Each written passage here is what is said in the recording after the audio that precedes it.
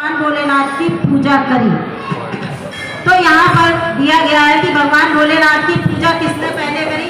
तो आप सबसे पहले तो ये समझ लो कि भगवान भोलेनाथ की पूजा कैसे कैसे की गई और किसने किसने करी। ब्रह्मा मुरारी सुराचित लिंगम, ब्रह्मा मुरारी सुराचित लिंगम। क्या बताया? ब्रह्मा ने और मुरारी ने, मतलब ब्रह्मा जी ने और भगवान विष्णु ने भगवान भोलेनाथ की, भगवान शिव की सबसे पहले पूजा करी। ब्रह्मा मुरारी ने सुराचित लिंगम, निर्मल वासित शोभित, निर्मल वासित शोभित,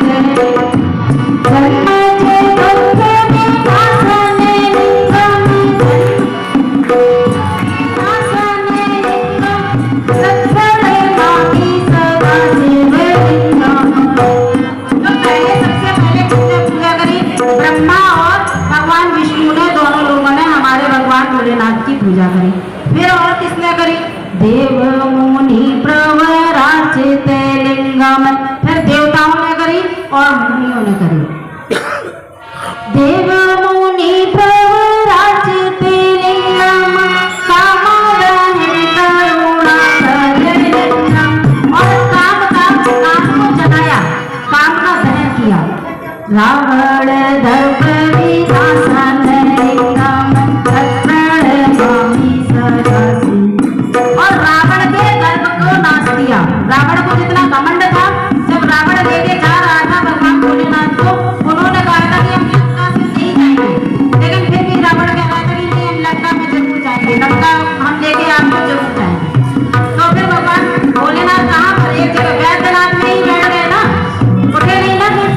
कैसी कैसी मुसीबतें आई उसके ऊपर। तो रावण दर्प विनाशन लिंगम, तत्प्रणमामि। रावण के घमंड को दूर करने वाला और सर्वगंध सुलेपित लिंगम। अब भगवान हमारे जो शिवलिंग की जो पूजा होती है, सर्व सुगंध सुलेपित लिंगम, जब सभी सुगंधित चीजों से भगवान की पूजा करते हैं, पूजा अर्चना करते हैं, उनको खूब मल मल के लगाते हैं, तो क्या है? बुद्धि विवर्धन कारण लिंग। तो हमारी बुद्धि विकसित होती है जब भगवान भोलेनाथ को, फिर से समझ लो, जब भगवान भोलेनाथ को सभी सुगंधित चीजों से लेपित करते हो, है ना, लेपन करते हो अपने हाथ से। लोग बात कहते हैं ना भगवान भोलेनाथ को छूते नहीं है। छुओगे नहीं तो लेपन कैसे करोगे भाई? तो छूना तो पड़ेगा ही नहीं, स्पर्श तो उन्हें करना ही पड़ेगा। इसमें साफ लिखा है, मैं लिखी हुई चीज ही बता रही हूँ, मैं बाहर की चीज बताऊंगी। सर्व सुगंधित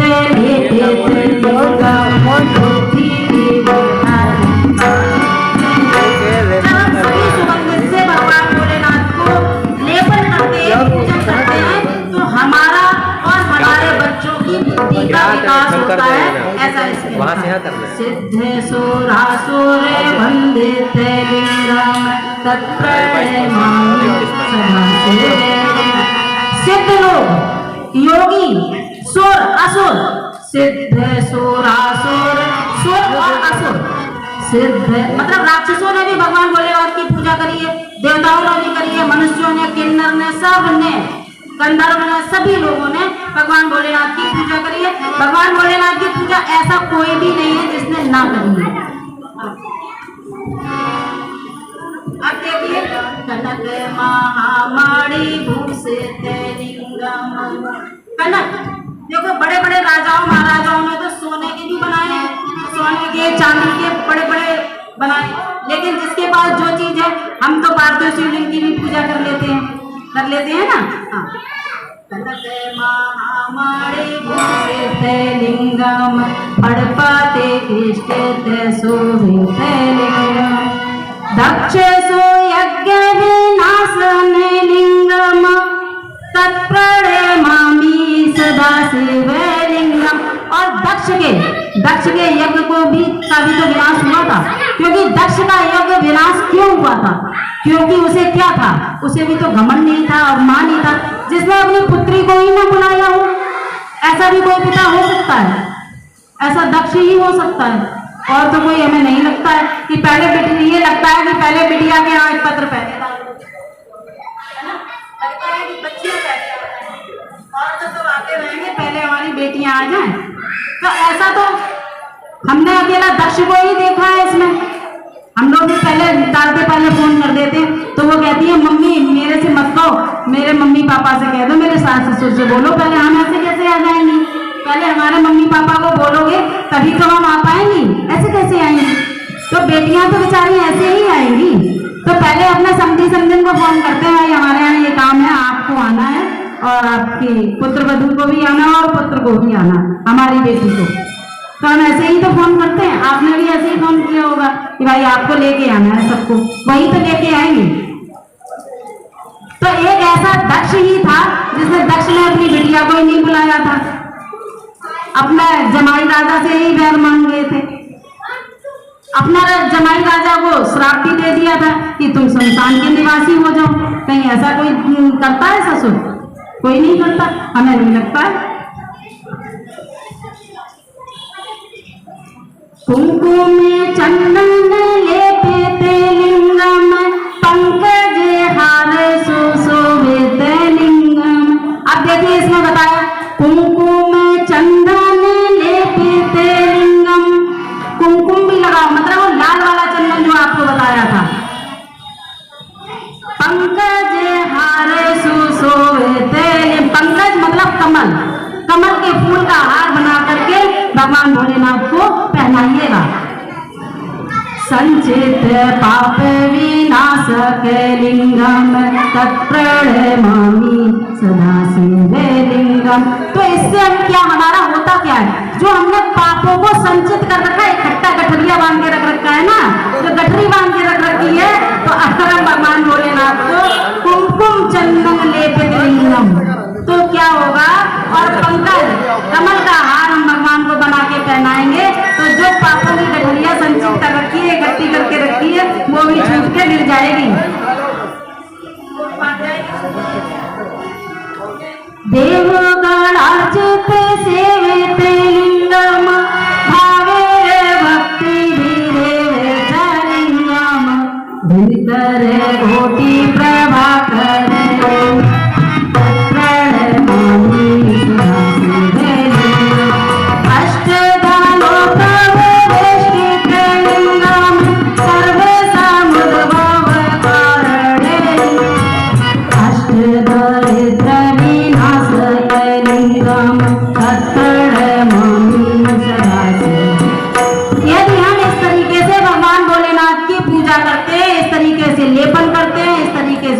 करते हैं, और अष्ट दलों से मतलब 8 दलों से भगवान भोलेनाथ की अगर हम पूजा करते हैं तो 8 प्रकार के दरिद्र जो होते हैं वो उनका विनाश हो जाता है। ऐसा हमारे कहा गया। सुरगुर सुरवर पूजिते लिंगम, सुरतरु से पुष्प सदा चेते लिंगम, हर परम परमात्मा के लिंगम, तत्प्रणमामि सदा शिवलिंगम। तो ऐसे हमारे भगवान भोलेनाथ को बताया गया है कि कैसे कैसे इनकी पूजा करनी है। ऐसा हमारे श्री शिव महापुराण में बताया गया है कि भगवान भोलेनाथ की पूजा आप किस किस तरीके से करो। अब यहाँ पर यह दिया गया है कि भगवान भोलेनाथ प्रगटे कब थे, वो दिन कौन सी थी, वो तिथि कौन सी थी, वो वार कौन सा था, ऐसा यहाँ पर हमारी श्री शिव महापुराण में दिया गया।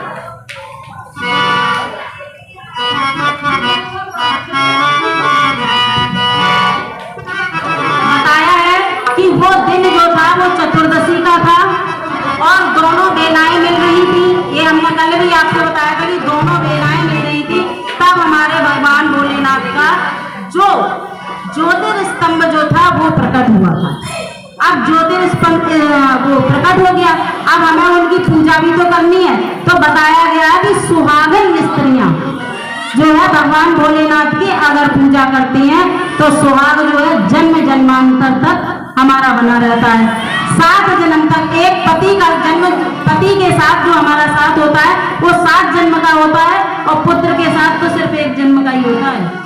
हमारा पुत्र के साथ में जो मिलन होता है, पुत्र के साथ जो हमारा पुत्र होता है, उसका हमारे शास्त्रों में बताया गया सिर्फ एक जन्म, और पति के साथ में 7 जन्म। अब भाई बस समझ लो कि किसे किसे अपने पति के साथ में 7 जन्म तक रहना है, वो अपना भगवान भोलेनाथ की पूजा करें इस तरीके से। ये तो आपको ही सोचना पड़ेगा कि किसे 7 जन्मों तक अपने पति देवता के साथ में रहना है।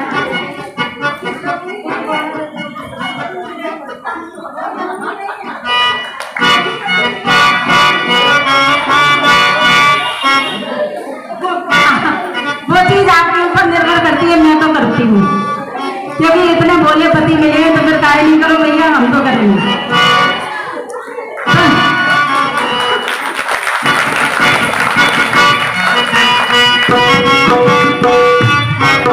ये भी बताया गया है कि हमें कब कब पूजा करनी चाहिए। जैसे द्वादशी में अगर त्रयोदशी लग रही है तो हमें भगवान उस दिन त्रयोदशी की पूजा नहीं करनी चाहिए।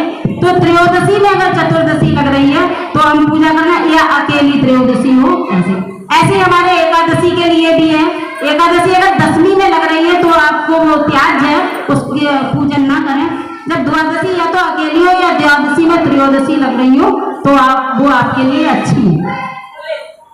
क्योंकि हमारे भारतवर्ष में जो व्रत किए जाते हैं वो कैसे किए जाते हैं, उदया तिथि में करे जाते हैं। तो पहले अभी हमने आपको बता दिया कि सबसे पहले पूजा किसने करी, पहले ब्रह्मा जी ने और विष्णु जी ने पूजा करी, पूरा ही बता दिया।